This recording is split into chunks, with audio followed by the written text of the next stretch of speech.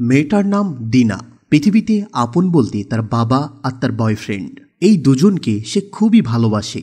তবে তার বাবার সাথে একটা অনাকাঙ্ক্ষিত ঘটনা ঘটে যায় এবং সে এক অলৌকিক ক্ষমতা পেয়ে যায়। সে মানুষের ভবিষ্যৎ দেখতে শুরু করে। তার মেয়ে দিনাকে বলে তার বিয়ে হবে একটা অন্ধ ছেলের সাথে, যেটা দিনা কোনোভাবেই বিশ্বাস করতে পারছিল না, কারণ তার বয়ফ্রেন্ড তো অন্ধ না, আবার তার বাবার ভবিষ্যৎবাণীও মিথ্যা না। তাহলে সত্যিই কি দিনার একটা অন্ধ ছেলের সাথে বিয়ে হবে, নাকি তার বাবার প্রেডিকশন ভুল হবে?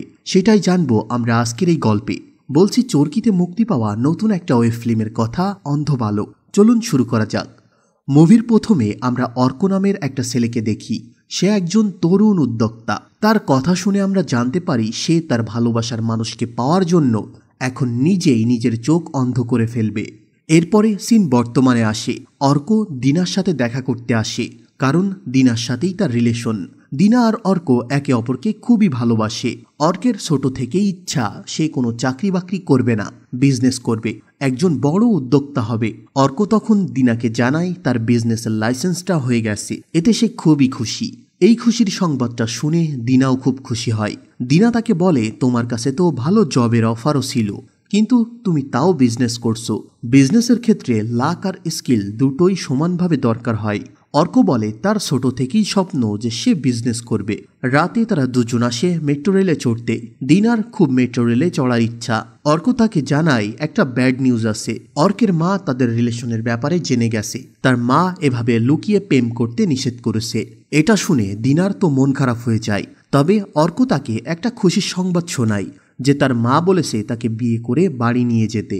এটা শুনে দিনা তো খুবই খুশি, কারণ অর্কের মা দিনাকে পছন্দ করেছে। তবে দিনার একটা সমস্যা আছে, তার বাবা। সে তার বাবাকে খুবই ভালোবাসে। তার মা নেই, ছোট থেকেই তার বাবাই তাকে মানুষ করে বড় করে তুলেছে। তার জন্য তার বাবা দ্বিতীয় বিয়ে পর্যন্তও করেনি। দিনা বলে তার বাবার সিদ্ধান্ত ছাড়া সে কিছুই করতে পারবে না। তবে সে তার বাবাকে অর্কের ব্যাপারে রাজি করিয়েই তাকে বিয়ে করবে। তারপরে আমরা দিনার বাবা শমশের সাহেবকে দেখি। দিনা তার বাবার উপরে রাগ করে, কারণ কিছুদিন আগে তার বাবার মাথার উপরে 7 তলা থেকে একটা ইট পড়েছিল। অবশ্য তাতে কোনো ক্ষতি হয়নি। মাথার সিটি স্ক্যান করিয়েছে, কোনো সমস্যা ধরা পড়েনি। দিনা তার বাবাকে বলে যে একটা ভালো ডাক্তার দেখাতে। দিনার বাবা বলে তার তো কোনো সমস্যা হচ্ছে না, আর কোনো ডাক্তারও দেখানো এখন লাগবে না। দিনার বাবা তাকে বলে বেশ কিছুদিন যাবৎ সে মানুষকে দেখে কি হবে না হবে সেগুলো বলতে পারছে। দিনা তার বাবার কথা শুনে হাসে, বিশ্বাস করে না। সে ভাবে তার বাবা হয়তো তার সাথে মজা করছে। কিন্তু শমশের সাহেব তাকে বিষয়টা এক্সপ্লেইন করে। কিছুদিন আগে তাদের অফিসে মিলন নামের একটা ছেলে জয়েন করেছে। ছেলেটা একটু অভদ্র টাইপের, বড়দের ঠিকমতো সম্মান করতে জানে না। শমশের সাহেব তাকে পছন্দ করতো না, কিন্তু একটা অদ্ভুত ঘটনা ঘটে। সে ছিল অফিসের মালিকের আত্মীয়, এজন্য সে অফিসের রুলস রেগুলেশনগুলো ঠিকমতো মেনটেন করতো না। সে শমশের সাহেবকে জানায় তার একটা বন্ধুর বিয়ে, তাই সে অফিস টাইম শেষ হওয়ার আগেই চলে যাচ্ছে। 3-4 দিন পরে এসে অফিসে জয়েন করবে। শমশের সাহেবের একটা বই সে তাকে না বলেই নিয়েছিল পড়ার জন্য, সেটা ফিরিয়ে দেয়। শমশের সাহেব তার উপরে একটু রাগ করে যে সে না বলে কেন তার বই নিয়েছিল। বইটার নাম ছিল দ্য বাটারফ্লাই ইফেক্ট। এটা সম্পর্কে আমরা একটু পরে জানব। মিলন সেখান থেকে চলে যাওয়ার পর শমশের সাহেব তার কলিগকে বলে ছেলেটা চরম বেয়াদব, যাইতেছে হাসতে হাসতে, আসবে কাঁদতে কাঁদতে। সে আরও বলে বিয়েতে গিয়ে মিলন তার থেকে 5 বছরের বয়সে বড় এক মহিলার সাথে খারাপ কাজে লিপ্ত হবে। তখন গ্রামবাসী তাদের দুজনকে ধরে বিয়ে দিয়ে দিবে। দিনা তখন তার বাবাকে প্রশ্ন করে যে তুমি কিভাবে বুঝলে যে এমন কিছু ঘটবে? শমশের সাহেব বলে সে নিজেও জানে না, তার হঠাৎ এই জিনিসটা মনে হয়েছে আর এটা বলেছে। দিনা তখন বলে এমনটাও তো হতে পারে যে তার বাবা যেহেতু ছেলেটাকে পছন্দ করে না, সেজন্য তার এমন একটা কথা মনে হয়েছে, তাই সে বলেছে। শমশের সাহেব বলে যে না, এমন তো না যে সে তাকে অপছন্দ করে, এই জন্য তার খারাপ চাই। তবে ঘটনা হলো মিলন সত্যিই এই কাজ করেছে এবং গ্রামের লোকজন ধরে তাদেরকে বিয়েও দিয়ে দিয়েছে। মিলন অফিসে আসলে শমশের সাহেব সেটা জানতে পারে। তবে শমশের সাহেবের কলিগ তার উপরে বেশ অবাক হয়, বলে আপনি কিভাবে মিলনের ব্যাপারটা বলতে পারলেন? আর আপনি যা বলেছেন তা হুবহু মিলে গেছে। শমশের সাহেবও অবাক হয়ে যায়। দিনা এই ঘটনা শুনে বলে এমনটা হতেই পারে, অনেক সময় মানুষের প্রেডিকশন সঠিক হয়, এটা কাকতালীয় হতেই পারে। কিন্তু দিনার বাবা বলে এটা যদি একবার ঘটে তাহলে সেটা কাকতালীয় বলা যায়, কিন্তু বারবার হলে সেটা তো আর কোনো কোইন্সিডেন্স না। সে আরও বলে সে যে সব বিষয়ে এমন ধারণা করতে পারছে তা কিন্তু না, বিশেষ কিছু বিষয়ে যেমন অবিবাহিত ছেলে মেয়েদের কিভাবে বিয়ে হবে এই সংক্রান্ত বিষয়ে সে যেটা ধারণা করছে সেটা সঠিক হচ্ছে।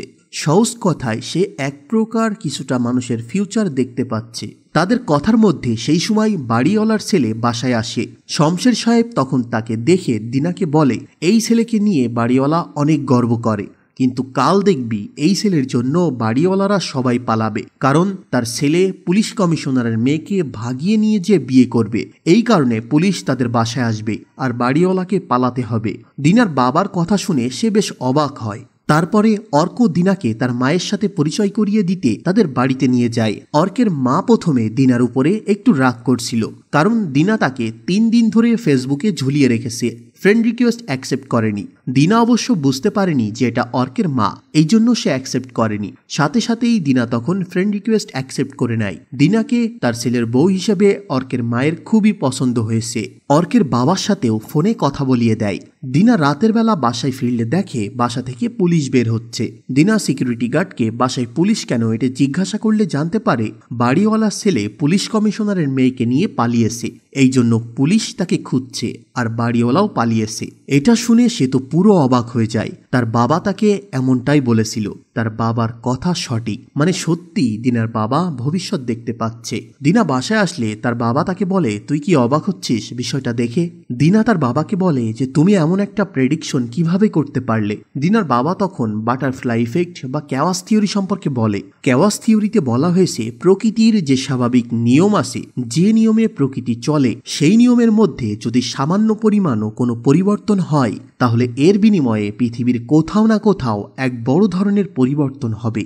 দিনার বাবা আরও উদাহরণ দেয় যে অ্যামাজন জঙ্গলে একটা প্রজাপতি উড়ে যাচ্ছে। একটা সময় তার ডানা ঝাপটানোর কথা ছিল, কিন্তু সে ডানা ঝাপটায়নি। এই কারণে ইউরোপের কোনো একটা শহরে বিশাল এক ঝড় আসতে পারে। এছাড়া দ্বিতীয় বিশ্বযুদ্ধের সময় আমেরিকা জাপানের নাগাসাকি শহরে পারমাণবিক বোমা ফেলেছিল, কিন্তু ওই দিন জাপানের অন্য একটা শহরে বোমাটা ফেলার কথা ছিল যেখানে অনেক সামরিক ঘাঁটি আর অস্ত্র ছিল, কিন্তু সেই শহরের উপরে একটা মেঘ ভেসেছিল। এই মেঘের কারণে পাইলট সেই শহরকে চিনতে পারেনি, আর এই বোমাটা গিয়ে পড়ে নাগাসাকি শহরে। সামান্য একটা মেঘের কারণে দুইটা শহরের অবস্থা মুহূর্তের মধ্যে 2 রকম হয়ে যায়। এটাই হলো বাটারফ্লাই ইফেক্ট। দিনা তখন তার বাবাকে জিজ্ঞাসা করে যে বাবা, তুমি এই আধ্যাত্মিক ক্ষমতা কোথায় পেলে? তার বাবা তাকে বলে ছোট্ট একটা অনিয়মের কারণে। একদিন দিনার বাবা অফিসে যাবে, এজন্য তার বাবার একটা শার্ট দিনা আয়রন করছিল। তখন অর্ক তাকে ফোন করেছিল। দিনা ফোন ধরে অর্কের সাথে কথা বলছিল, আর এদিকে তার বাবার শার্টটা পুড়ে যায়। শমশের সাহেব এসে দেখে দিনা ফোনে কথা বলছে আর তার শার্টটা পুড়ে গেছে। দিনা তখন অন্য আরেকটা শার্ট আয়রন করে দেয়। এতে করে তার অফিসে যেতে দেরি হয়ে যায়। অফিসের সামনে পৌঁছালে সে কিছু ছেলে মেয়েদের দেখে যারা ত্রাণের টাকা উঠাচ্ছিল। শমশের সাহেব তাদেরকে ডেকে তাদের হাতে কিছু টাকা দেয়, আর ঠিক সেই সময় উপর থেকে একটা ইট তার মাথার উপরে পড়ে। তারপর থেকেই সে এই ক্ষমতা পেয়েছে। ওই দিন যদি দিনা ফোনটা রিসিভ না করত আর শার্টটা পুড়ে না যেত, তাহলে শমশের সাহেব সময় মতো অফিসে যেত আর তার মাথার উপরে ওই সময় ইটটা পড়তো না। কাপড় আয়রন করার সময় যদি সে ফোন না ধরত তাহলে কাপড়টা পড়তো না, আর শমশের সাহেব ঠিক মতো অফিসে পৌঁছাতো। এই ছোট্ট একটা ঘটনা তার জীবনে কত বড় একটা পরিবর্তন এনে দিয়েছে। এটাই বাটারফ্লাই ইফেক্ট। শমশের সাহেব আরও বলে, এর একটা রিসেন্ট উদাহরণ হচ্ছে আমাদের দেশে ঘটে যাওয়া ছাত্র জনতার গণ অভ্যুত্থান। সেদিন একজন সাংবাদিক শেখ হাসিনাকে ছোট্ট একটা প্রশ্ন করেছিল, আর সে সামান্য 2-1 কথায় সেটার উত্তর দিয়েছিল। তারপর থেকেই শুরু হয়ে যায় আন্দোলন, আর এই ছোট্ট একটা উত্তরের কারণেই একটা দেশের সরকার বদল হয়ে যায়। এটাই হচ্ছে বাটারফ্লাই ইফেক্ট বা ক্যাওয়াস থিওরি। দিনা তখন বুঝতে পারে যে তার বাবা একটা অসাধারণ ক্ষমতা পেয়ে গেছে, কিন্তু সে তার বাবাকে প্রশ্ন করে যে তোমাকে দেখে একদমই খুশি লাগছে না কেন, বরং আরো ভীতু লাগছে। শমশের সাহেব তখন তাকে বলে, প্রকৃতি চাই সবকিছু সবসময় স্বাভাবিক নিয়মেই চলুক। এই নিয়মের যদি ব্যতিক্রম হয় তাহলে প্রকৃতি নিজে থেকেই সেটা ঠিক করে নেয়। শমশের সাহেব যে ক্ষমতাটা পেয়েছে প্রকৃতি সেটা পছন্দ করবে না, তার স্বাভাবিক নিয়মেই এটা ঠিক করে নেবে। এই ক্ষমতাটা তার কাছ থেকে কেড়ে নিবে। পরের দিন দিনা অর্কের সাথে তার বাবার এই সব বিষয় খুলে বলে। অর্ক কোনোভাবেই এই সব কিছু বিশ্বাস করছিল না। সে বলে আঙ্কেল কোনো আধ্যাত্মিক ক্ষমতা পায়নি, এটা মানুষের প্রেডিকশন যা অনেক সময় সঠিক হয়। আঙ্কেলের ক্ষেত্রেও এটা হয়েছে। তখন দিনার কাছে খবর আসে যে তার বাবা ব্রেন স্ট্রোক করেছে। দিনা আর অর্ক দ্রুত হাসপাতালে ছুটে যায়। ডাক্তার তাদেরকে জানায় যে উনি কি রিসেন্টলি মাথায় কোনো আঘাত পেয়েছিলেন। দিনা জানায় যে বেশ কিছুদিন আগে তার বাবার মাথার উপরে একটা ইট পড়েছিল। তখন অবশ্য তারা মাথা সিটি স্ক্যান করিয়েছিল, কিন্তু খারাপ কোনো রিপোর্ট পায়নি। ডাক্তার জানায় স্বাভাবিকভাবে কোনো কিছু ধরা না পড়লেও এই আঘাতের পর থেকে তার মাথায় ইন্টারনাল হ্যামারেজ হয়, আর যে কারণেই এই স্ট্রোকটা হয়েছে। এটা শুনে দিনা তো খুব ভেঙে পড়ে। অর্ক তখন তাকে শান্ত করার চেষ্টা করে, তবে দিনা এখানে উল্টো অর্ককে দোষারোপ করে। বলে সেদিন কাপড় আয়রন করার সময় অর্ক যদি তাকে ফোন না দিত আর সে যদি ফোনটা না ধরতো, তাহলে তার বাবা ঠিক সময়ে অফিসে পৌঁছাতো আর এই ইট তার বাবার মাথার উপরে পড়তো না, আর আজ তার বাবা হাসপাতালে থাকতো না। তখন অর্ক তাকে বলে যেটা হওয়ার সেটা তো হবেই, এখানে আমাদের তো কোনো হাত নেই। তবুও দিনা তার কথা শোনে না, তাকে বকা দিয়ে সেখান থেকে চলে যেতে বলে। তারপরে দিনা তার বাবার সাথে সাক্ষাৎ করে। বাবার এই অবস্থায় সে খুব কষ্ট পায়। শমশের সাহেব তাকে বলে যে আমি তোকে বলেছিলাম না যে প্রকৃতি আমার কাছ থেকে এই ক্ষমতা কেড়ে নিবে, সেটাই হয়েছে। আর আমি তোর ভবিষ্যৎ জানি, তোর কার সাথে বিয়ে হবে। শমশের সাহেব তখন তাকে বলে যে তোর বিয়ে হবে একটা অন্ধ ছেলের সাথে। শ্রাবণ মাসের প্রথম দিন খুব বৃষ্টি হবে, আবার সেই বৃষ্টি থেমেও যাবে। অন্ধ ছেলেটা রাস্তা পার হয়ে দিনার কাছে আসবে এবং তার কাছে একটা ঠিকানা জিজ্ঞাসা করবে। তার সাথেই দিনার বিয়ে হবে। এরপরেই শমশের সাহেব মারা যায়। এই ঘটনার বেশ কিছুদিন পরে অর্ক দিনার সাথে কথা বলতে চায়, কিন্তু দিনা তার সাথে কথাই বলে না। সে অর্কের কোনো ফোনও ধরছে না। অর্ক তাকে জিজ্ঞাসা করে যে কি হয়েছে, সে কেন এমন করছে। দিনা তখন অর্ককে তার বাবা মারা যাওয়ার আগে যে কথাগুলো বলেছিল সেগুলো বলে। শ্রাবণ মাসের প্রথম দিন সকালে খুব বৃষ্টি হবে, সেই বৃষ্টি থেমে যাবে। দিনা সেদিন শাড়ি পরবে। রাস্তার ওপাশ থেকে এক অন্ধ ছেলে তার কাছে এসে একটা ঠিকানা জিজ্ঞাসা করবে, তার সাথেই তার বিয়ে হবে। অর্ক কিছুতেই এগুলো বিশ্বাস করে না। বলে তোমার বাবা তখন ব্রেন হ্যামারেজে ভুগছিল, সে কি বলতে কি বলেছে আর তুমি সেটাই বিশ্বাস করে ধরে রেখেছো। কিন্তু দিনা তার বাবার কথাই পুরোপুরি বিশ্বাস করছে। তার বাবা সত্যিই ভবিষ্যৎ দেখতে পারতেন, সে যা বলে গিয়েছে তাই হবে। কিন্তু অর্ক সে এসবের কিছুই মানতে রাজি না। সে দিনাকে বলে যে আমরা এখনই গিয়ে বিয়ে করে নেব আর তোমার বাবার কথা ভুল প্রমাণিত করব। কিন্তু দিনা যেতে রাজি হয় না। সে বলে আর 2 দিন পরেই শ্রাবণ মাসের প্রথম দিন, সে অপেক্ষা করবে, সে দেখবে তার বাবার কথা সত্যি হয় কিনা।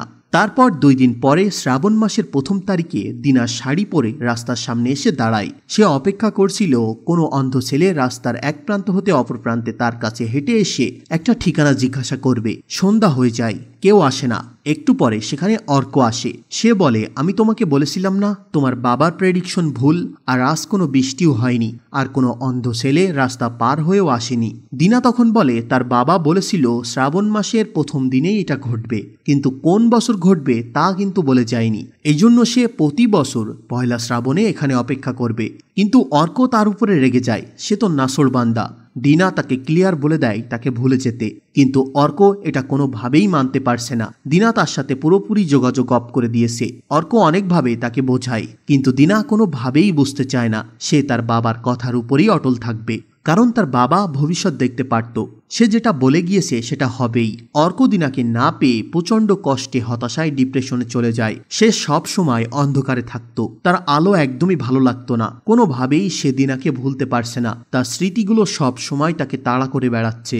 অর্কের মাও বিষয়টা জানতে পারে। সে অর্ককে অনেকভাবে বোঝায়, কিন্তু অর্ক তার কথা শুনতে চায় না। ওদিকে দিনারও খুব খারাপ লাগে, কারণ সে অর্ককে অবহেলা করছে।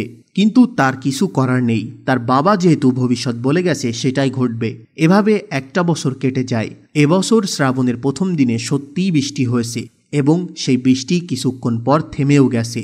অর্ক সেটা দেখে বুঝতে পারে যে হয়তো তার বাবার ভবিষ্যৎবাণী সত্যি হতে যাচ্ছে। সে প্রথমে সিদ্ধান্ত নেয় যে সে নিজে নিজেই অন্ধ হয়ে যাবে, কারণ দিনার বাবা বলেছে এক অন্ধ ছেলের সাথে তার বিয়ে হবে।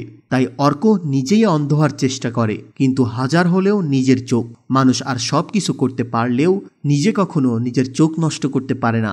অর্ক সেটাই করে, সেও অন্ধ হতে পারে না। সে একটা বুদ্ধি বের করে, অবশ্য এটা তার মা তাকে বলেছিল। সে একটা কালো কাপড় নিয়ে চলে যায় দিনার সাথে দেখা করতে। দিনা রাস্তার ওপারে শাড়ি পরে দাঁড়িয়েছিল। অর্ক তখন দিনার সামনে কালো কাপড় দিয়ে চোখ বেঁধে ফেলে আর একটা লাঠি নিয়ে রাস্তা পার হচ্ছিল। সে নিজেই অন্ধ সেজে সেই ভবিষ্যৎবাণীটা সত্যি করার চেষ্টা করছে। চলন্ত রাস্তায় এভাবে তাকে আসতে দেখে দিনা খুবই চিন্তিত হয়ে যায়।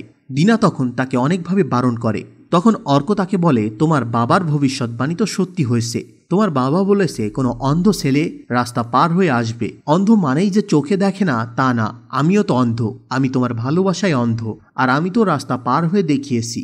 সে দিনাকে খুবই ভালোবাসে। দিনা এটা বুঝতে পারে। তখন দিনারও আর কিছু করার থাকে না, সে তাকে অ্যাকসেপ্ট করে নেয়। তাহলে এখন কথা হলো, দিনার বাবার ভবিষ্যৎবাণী কি মিথ্যা? না, সে যা ভবিষ্যৎবাণী করেছিল সেটা আসলেই সত্যি।